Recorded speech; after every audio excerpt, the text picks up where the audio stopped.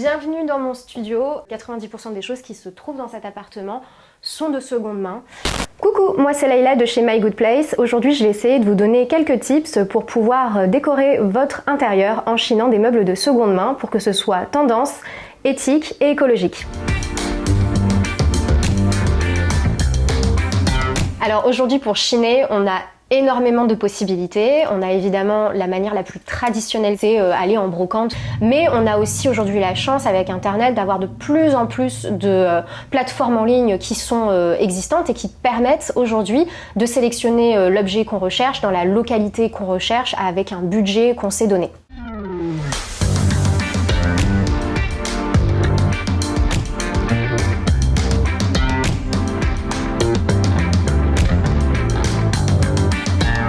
Ce qui est intéressant, c'est que du coup, on peut choisir la ville dans laquelle on souhaite trouver notre pépite. Donc là, je fais ma recherche et je vais avoir donc toutes les chaises selon les critères que j'ai mis, les critères de prix qui vont m'être proposés.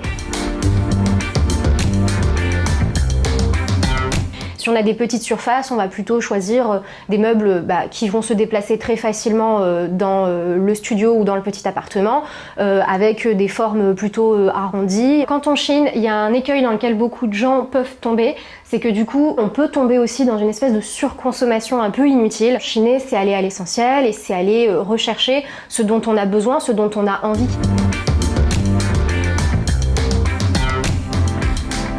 Qui est important à mon sens justement pour rester dans cette dimension très durable et écologique du concept même d'aller chiner, c'est de repérer des pièces intemporelles. C'est un peu comme la mode en fait, la décoration d'intérieur.